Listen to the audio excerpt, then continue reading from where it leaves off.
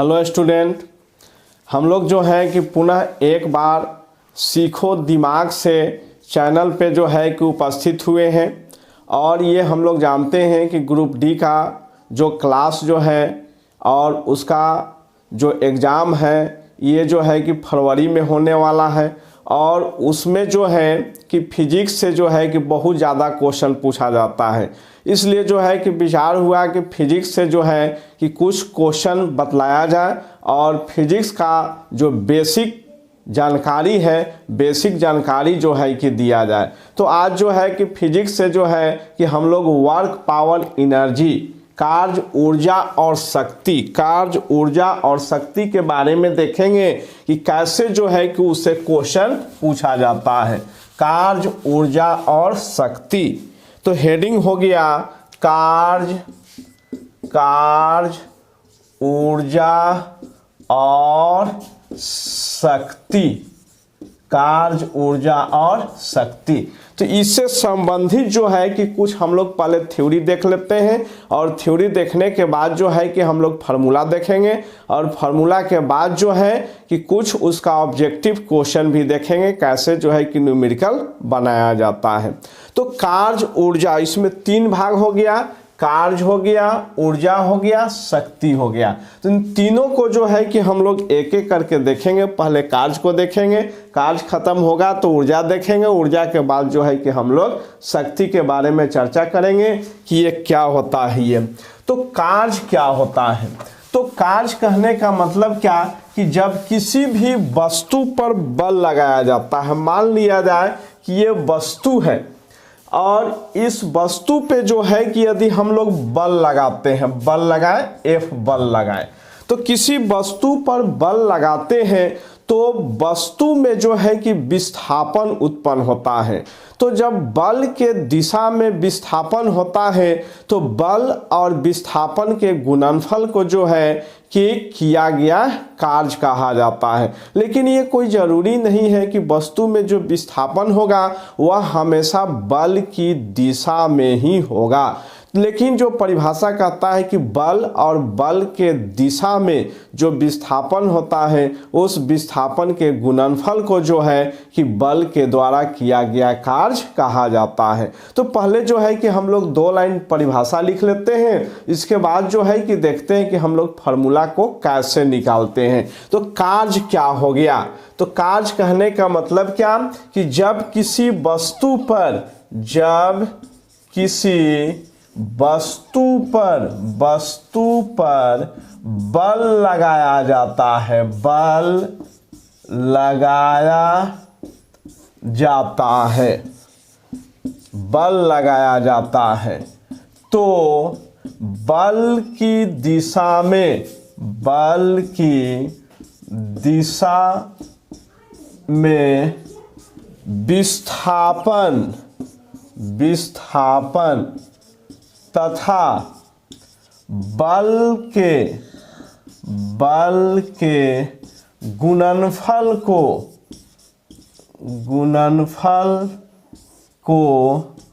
बल के द्वारा किया गया कार्य कहा जाता है। गुणनफल को बल के द्वारा किया गया कार्य, कार्य कहा जाता है, कार्य कहा जाता है।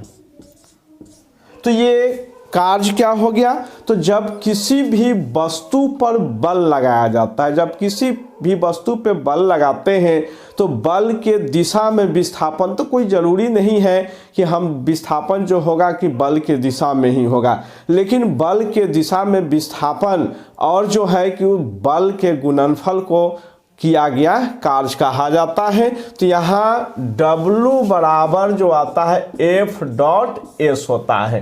तो F क्या होता है, ये जो है कि बल होता है। F क्या है, तो ये हो गया बल हो गया, और S क्या हो गया, तो विस्थापन।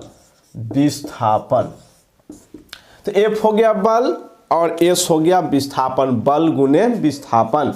तो product of force and displacement को जो है कि हम लोग किया गया कार्य वर्ग कहते हैं।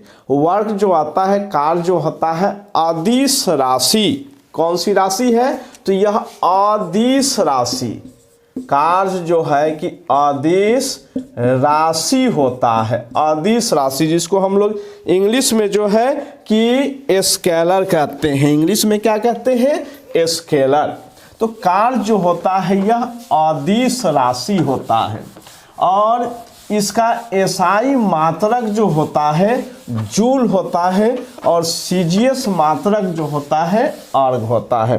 तो यहाँ जो है कि कार्य, तो कार्य बराबर जो हो गया कि बल और गुणे विस्थापन, विस्थापन, बल गुणे विस्थापन, जिसको W बराबर F डॉट S कहते हैं। F हो गया बल हो गया और S हो गया विस्थापन। और इसका SI मात्रक, SI मात्रक जो होता है न्यूटन। F का मात्रक क्या होगा? SI।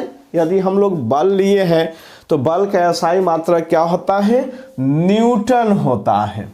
और ये जो है कि विस्थापन है, ये क्या है? तो विस्थापन, विस्थापन। और विस्थापन का SI मात्रक क्या होता है?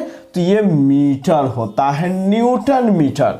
और न्यूटन मीटर जो बतलाने वाले वैज्ञानिक थे जिनका नाम था जूल, इसलिए न्यूटन मीटर को जो है कि जूल के नाम से भी जाना जाता है। तो SI मात्रक हो गया न्यूटन मीटर, या जो है कि जूल होता है, न्यूटन मीटर होगा या जूल होगा। और सीजीएस मात्रक जो आता है जिसको जो है कि डाइन सेंटीमीटर, सीजीएस मात्रक क्या होता है? तो डाइन सेंटीमीटर या जो है कि अर्ग होता है। तो सीजीएस मात्रक, सीजीएस मात्रक जो होगा वह क्या होगा? तो ये dyne, dyne centimetre, dyne centimetre या जो आता है ये अर्ग होता है। और ये हम लोग जानते हैं कि जूल जो आता है, ये जूल जो होता है बड़ा मात्रक होता है और अर्ग जो है कि ये छोटा मात्रक होता है। तो कितना बड़ा होता है? तो 1 जूल, क्वेश्चन पूछा गया है कि 1 जूल इज हाउ मच अर्ग। तो 1 जूल जो होता है, 1 जूल, 1 जूल जो है कि 10 टू द पावर 7 अर्ग के बराबर होता है। 1 जूल में कितना अर्ग होता है? तो 10 टू द पावर 7 अर्ग होता है। तो यहाँ जो है कि कार्य जो होता है एक अदिश राशि होता है और यह 2 सदिशों का गुणनफल होता है, 2 सदिशों का अदिश गुणनफल। अब यदि क्वेश्चन पूछा जाए कि कार्य कौन सी भौतिक राशि होता है, तो कार्य जो हो गया, कार्य अदिश राशि, अदिश राशि हो गया। और यह 2 सदिशों का अदिश गुणनफल होता है। कार्य 2 सदिशों का, 2 सदिशों का, सदिशों का अदिश गुणनफल, अदिश गुणनफल होता है, अदिश गुणनफल। तो 2 सदिशों का अदिश गुणनफल होता है, क्योंकि बल जो होता है सदिश राशि, विस्थापन जो होता है सदिश राशि। तो 2 सदिशों का कार्य क्या हो गया? 2 सदिशों का अदिश गुणनफल होता है, अदिश गुणनफल होता है। क्योंकि यहाँ डॉट प्रोडक्ट, डॉट प्रोडक्ट जो आता है हम लोग जब भी लिखते हैं तो W बराबर F डॉट S लिखते हैं। तो ये डॉट क्या होता है? जिसको हम लोग कहते हैं डॉट प्रोडक्ट। ये जो होता है डॉट प्रोडक्ट होता है, डॉट प्रोडक्ट होता है। जो अदिश प्रोडक्ट, अदिश गुणनफल भी कहते हैं इसको, अदिश गुणनफल, अदिश गुणनफल बोलते हैं इसको। तो दो सदिशों का कार्य क्या होता है, तो दो सदिशों का अदिश गुणनफल।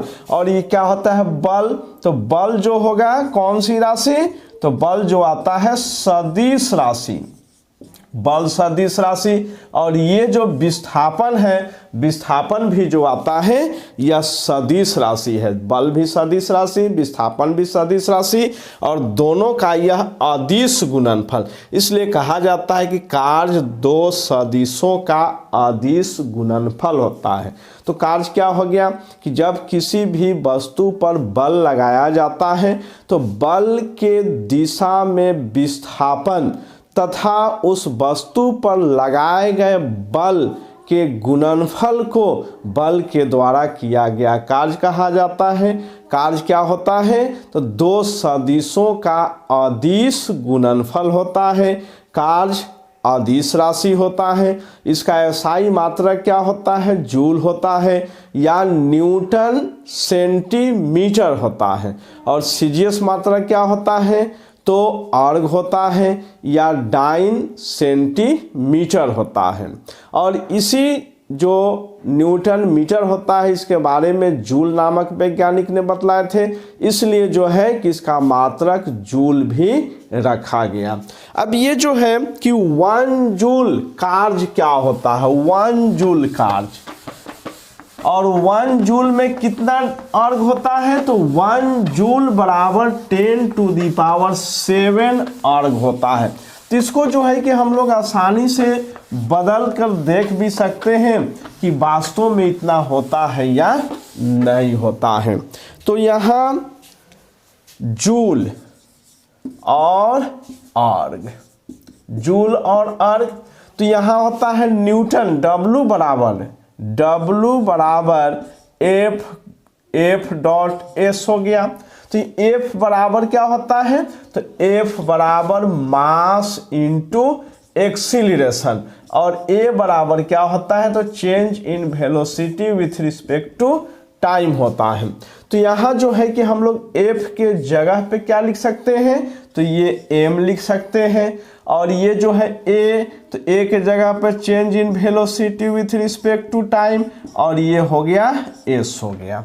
तो यहाँ M क्या है, मास है, तो इसके लिए kg आ गया। ये वेलोसिटी है, तो वेलोसिटी का क्या होता है मात्रक, वेलोसिटी का मीटर पर सेकेंड, तो ये हो गया मीटर, और ये हो गया t के लिए आ गया सेकेंड, और मीटर पर सेकेंड सेकेंड आ गया, और ये क्या है विस्थापन, तो विस्थापन के लिए आ गया मीटर, तो आ गया ये केजी मीटर स्क्वायर और पर सेकेंड स्क्वायर। और इसी को जो है कि हम लोग क्या बोलते हैं, तो ये जूल बोलते हैं। तो केजी मीटर स्क्वायर पर सेकेंड स्क्वायर, तो जूल यानी कार्य का एसआई मात्रक जूल या न्यूटन मीटर या केजी मीटर स्क्वायर पर सेकेंड स्क्वायर। तो यहाँ जो है कि हम लोग इस तरह से भी लिख सकते हैं कि कार्य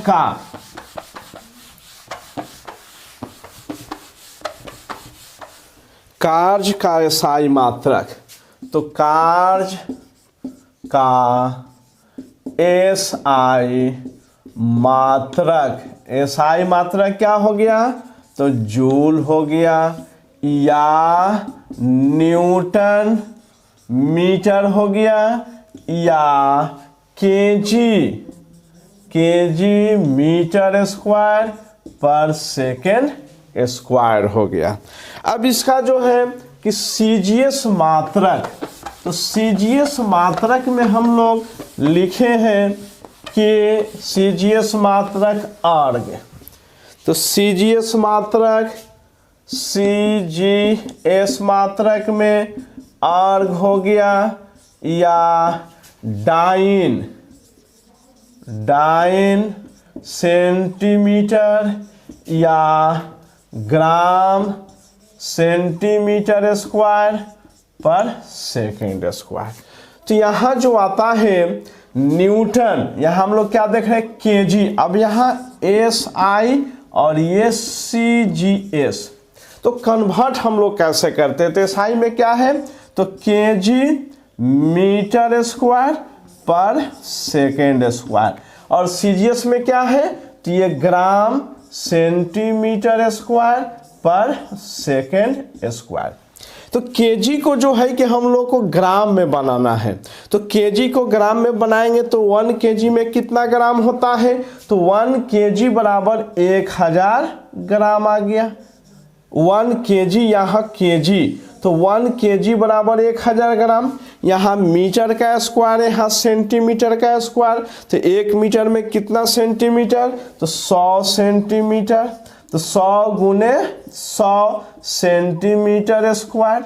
और यहाँ जो है कि सेकेंड स्क्वायर दोनों समान है, इसलिए जो है कि यहाँ कोई अंतर नहीं होगा, सेकेंड का स्क्वायर होगा यहाँ पर। तो सेकेंड दोनों में है, इसीलिए जो है कि हम लोग यहाँ सेकेंड लिख दिए, सेकेंड का स्क्वायर। तो यहाँ क्या देख रहे हैं, 1 2 3 4 5 6 7, तो क्या आ गया 10 टू दी पावर 7। और ये क्या आ गया, तो ग्राम, और ये क्या आ गया सेंटीमीटर स्क्वायर, और ये सेकेंड स्क्वायर। और इसी को क्या बोलते हैं, तो जूल को हम लोग आर्ग बोलते हैं। तो यह आ जाता है 10 टू दी पावर 7 आर्ग हो गया।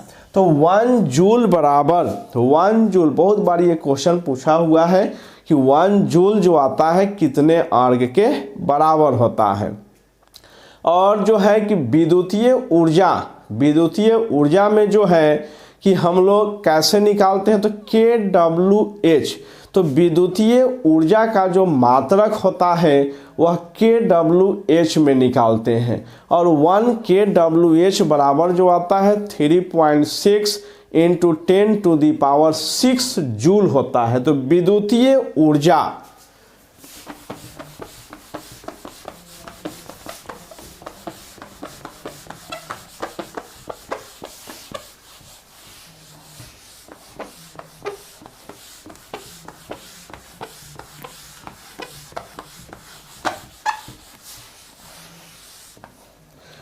विद्युतीय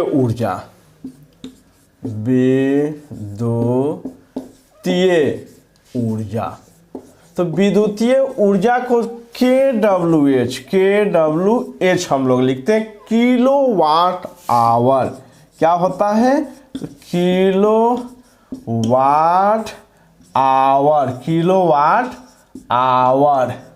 किलोवाट आवर होता है, जिसको जो है कि हम लोग 1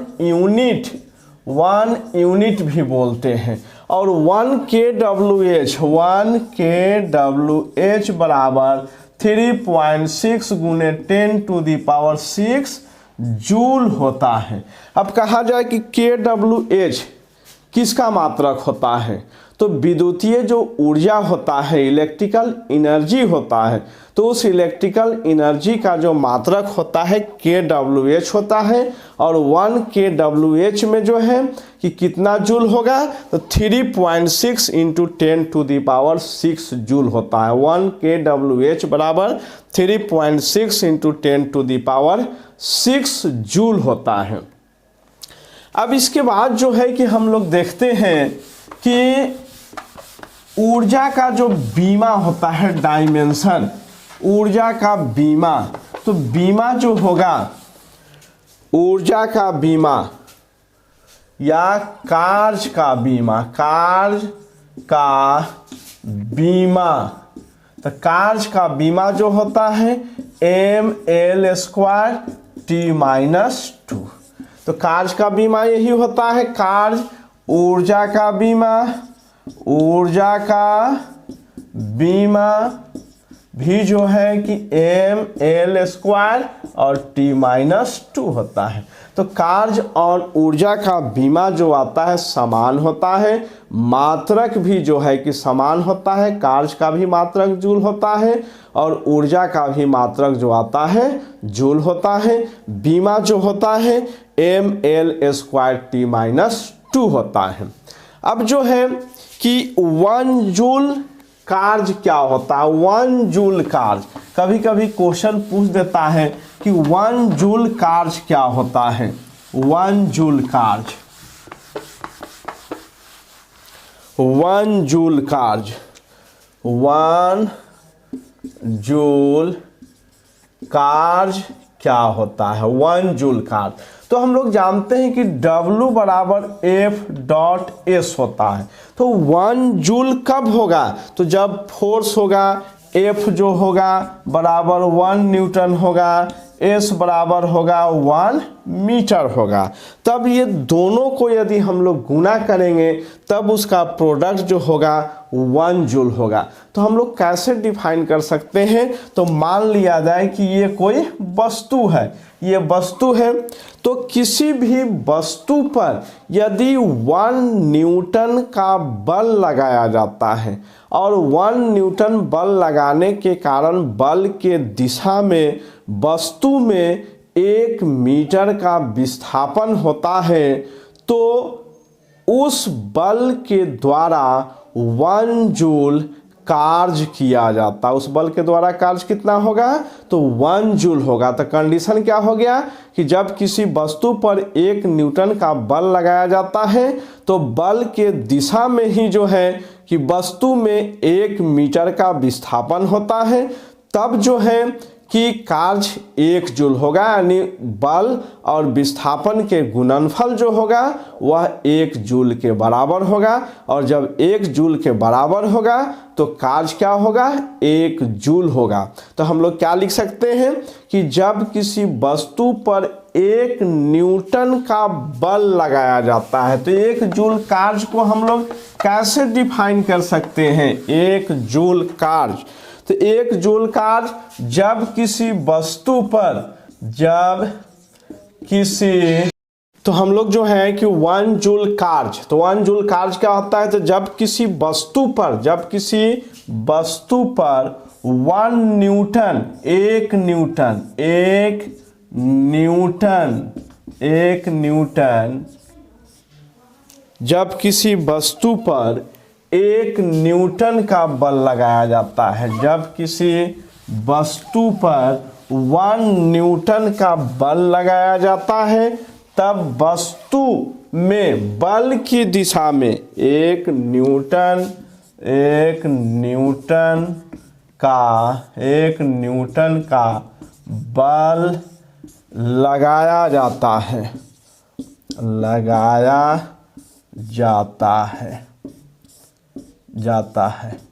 तो बल की दिशा में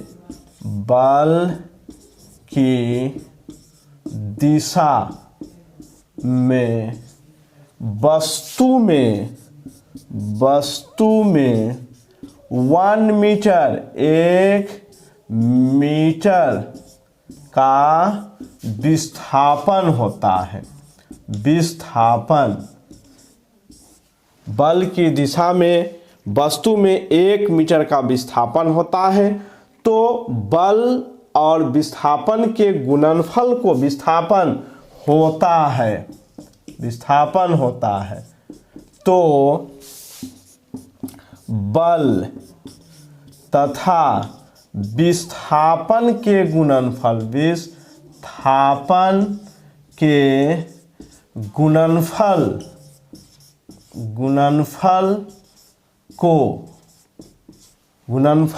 को 1 जूल कार्य कहा जाता है। तो 1 जूल कहने का मतलब कि बल का भी वैल्यू 1 न्यूटन हो और विस्थापन भी जो है कि 1 मीटर का विस्थापन, और जो है कि बल के दिशा में विस्थापन, तब जो है कि कहा जाता है कि बल के द्वारा जो कार्य किया गया वह कितना कार्य हुआ, तो 1 जूल। 1 जूल कहने का मतलब कि F का वैल्यू 1 मीटर हो और S का वैल्यू भी जो है कि 1 मीटर है। अब इसके बाद जो है कि यदि बल की दिशा में विस्थापन नहीं होता है, बल के दिशा में हम लोग लिखे हैं कि बल के दिशा में विस्थापन होना चाहिए, लेकिन जब विस्थापन बल की दिशा में नहीं होता है तब कार्य का मान जो है कि हम लोग कैसे निकाल सकते हैं जब विस्थापन बल के दिशा में नहीं होता है। मान लेते हैं कि ये वस्तु है, यह वस्तु है और यह जो है कि ये सतह है। तो ये हो गया सतह, सतह, और ये हो गया, ये वस्तु हो गया, वस्तु हो गया। तो वस्तु पे जो है कि ये बल लगाया जाता है। मान लेते हैं कि ये बल लगाया गया, इस दिशा में जो है कि बल लगाते हैं। तो इस दिशा में बल लगाए तो विस्थापन जो है कि ये इस दिशा में विस्थापन हो रहा है। ये हो गया विस्थापन, विस्थापन। तो बल लगा रहे इस दिशा में और विस्थापन हो रहा है इस दिशा में। लेकिन परिभाषा क्या कहता है कि विस्थापन जो है कि हमेशा बल की दिशा में ही होना चाहिए। तब जो है कि बल और विस्थापन के गुणनफल को किया गया कार्य कहा जाता है। लेकिन यहाँ हम लोग क्या देख रहे हैं कि बल इस दिशा में और विस्थापन इस दिशा में हो रहा है। तब जो है कि हम लोग कार्य कैसे निकालते हैं। तो मान लिया जाए कि ये थीटा कोण ये बन रहा है, थीटा कोण, वस्तु पे बल लगाया जाता है तो विस्थापन जो है कि बल के थीटा कोण पे जो है कि विस्थापन हो रहा है। तो हम लोग क्या करेंगे कि यहां से परपेंडिकुलर, यहां से क्या करेंगे, परपेंडिकुलर लाइन ड्रॉ करेंगे और इसको तो ये हो गया परपेंडिकुलर। तो इसको पूरे साइड को हम लोग क्या बोलेंगे, इस साइड को बोलेंगे कर्ण बोलेंगे। कर्ण का नाम सुने होंगे हम लोग 10th क्लास में, 9th क्लास में ट्राइगोनोमेट्री में पढ़े होंगे। लंब आधार कर्ण, बेस परपेंडिकुलर हाइपोटीनस। तो क्या होता है, हाइपोटीनस होता है। कर्ण को हम लोग क्या बोलते हैं, तो हाइपोटीनस, हाइपोटीनस बोलते हैं। और ये क्या हो गया, तो ये हो गया बेस हो गया। तो इस दिशा में बल लगा रहे हैं लेकिन विस्थापन हुआ इस दिशा में। तो इस विस्थापन को इस दिशा में हमें लाना है, विस्थापन को इस दिशा से इस दिशा में, क्योंकि कहता है कि बल की दिशा में विस्थापन। तो मान लेते हैं कि इस दिशा में एस विस्थापन हो रहा है, इस दिशा में जो है कि एस विस्थापन हुआ। तो इस दिशा में कितना होगा, तो यहाँ ये बेस हो गया और ये जो है कि कर्ण हो गया हाइपोटीनस। तो बेस और हाइपोटीनस का रिलेशन किस में आता है, तो ये कॉस थीटा में होता है। तो हम लोग लिख सकते हैं कि कॉस थीटा बराबर ये बेस बाई हाइपोटीनस, बेस बाई हाइपोटीनस ये लिख सकते हैं, जिसको जो है कि हम लोग बी बाई क्या लिखते हैं, एच लिखते हैं। तो ये कॉस थीटा बराबर बी बाई एच।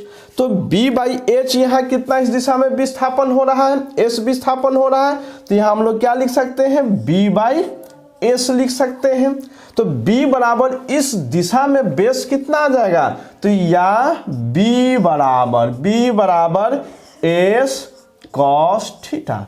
तो इधर हो गया ये एस कॉस थीटा हो गया। अब बल कितना हो गया, एफ हो गया। तो हम लोग डब्लू बराबर एफ और डॉट एस लिखते हैं और एस इस दिशा में कितना हो गया, एस कॉस थीटा। तो F into S cos theta हो गया। तो ये डब्लू, तो किसी भी एंगल पे यदि जो है कि हम लोग वर्क डन निकालते हैं तो हम लोग फार्मूला क्या देते हैं, W is equal to F S cos theta देते हैं।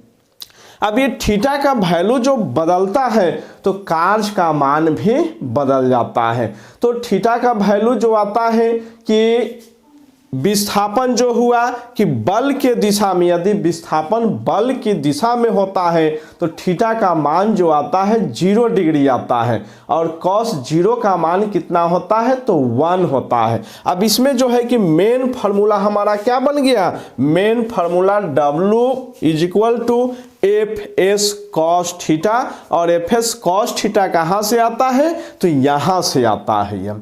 अब इसमें जो पॉइंट जो क्वेश्चन पूछे जाते हैं वह क्वेश्चन कैसा होता है, तो यदि विस्थापन बल की दिशा में होता है तो थीटा का मान जो होता है 0 डिग्री होता है। तो नोटेबल पॉइंट में हम लोग क्या लिख सकते हैं, नोटेबल पॉइंट में हम लोग लिख सकते हैं कि यदि विस्थापन बल की दिशा में होता है, विस्थापन, पॉइंट क्या हो गया पहला पॉइंट कि विस्थापन, यदि विस्थापन बल की दिशा में होता है, बल की दिशा में होता है तो थीटा बराबर 0 डिग्री और कॉस 0 डिग्री बराबर 1 होता है। तो इस स्थिति में जो है कि कार्य जो होगा अधिकतम कार्य होगा। तो इस स्थिति में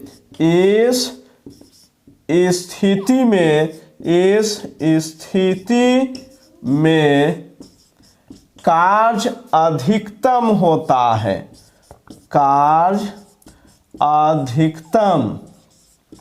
कार्य क्या होगा तो अधिकतम होगा।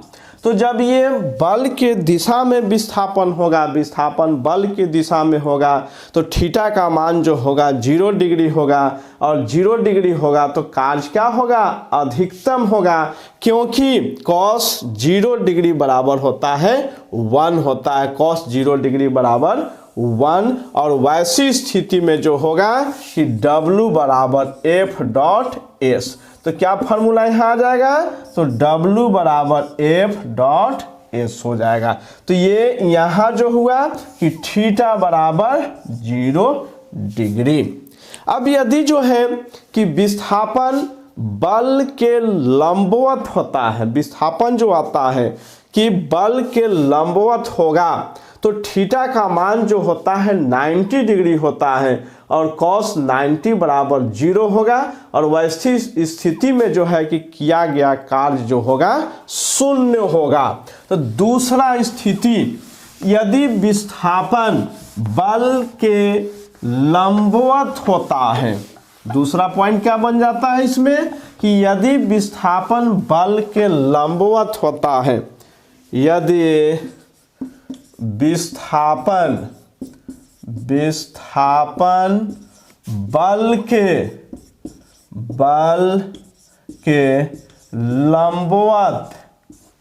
लंबवत होता है तो थीटा बराबर 90 डिग्री होता है, थीटा बराबर 90 डिग्री होता है और कॉस 90 डिग्री बराबर 0। तो कॉस 90 डिग्री बराबर 0 तो W बराबर F dot S cos 90 degree और ये सारा 0, इसलिए वर्क डन क्या होगा, इसलिए कार्य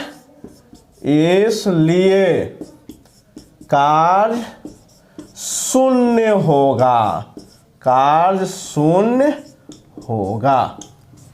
और तीसरा पॉइंट क्या होता है कि घर्षण के विरुद्ध जो किया गया कार्य होता है हमेशा ऋणात्मक होता है। तीसरा पॉइंट कि घर्षण के विरुद्ध किया गया कार्य हमेशा ऋणात्मक होता है, क्योंकि थीटा का मान जो होता है 180 डिग्री होता है। तो घर्षण के विरोध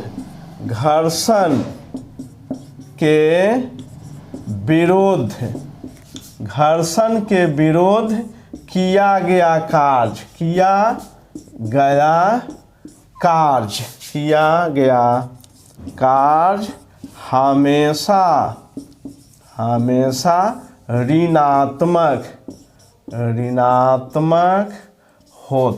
हमेशा ऋणात्मक होता है, क्योंकि थीटा बराबर होता है 180 डिग्री। अब जैसे ये वस्तु जो है कि इधर जा रहा है और घर्षण इसके अपोजिट डायरेक्शन में कार्य कर रहा है। घर्षण क्या है तो वस्तु इधर की ओर जा रहा है और घर्षण इधर की ओर उल्टा। तो ऐसी स्थिति में थीटा जो आता है, थीटा हो जाएगा 180 डिग्री और कॉस 180 डिग्री बराबर होता है -1 होता है।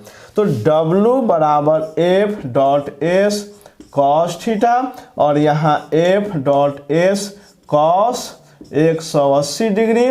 तो क्या F डॉट S और ये गुने -1, क्या cos 180 का वैल्यू कितना हो गया, तो -1, तो -f.s हो जाता है। तो हमेशा कार्य क्या होगा, तो ऋणात्मक होगा।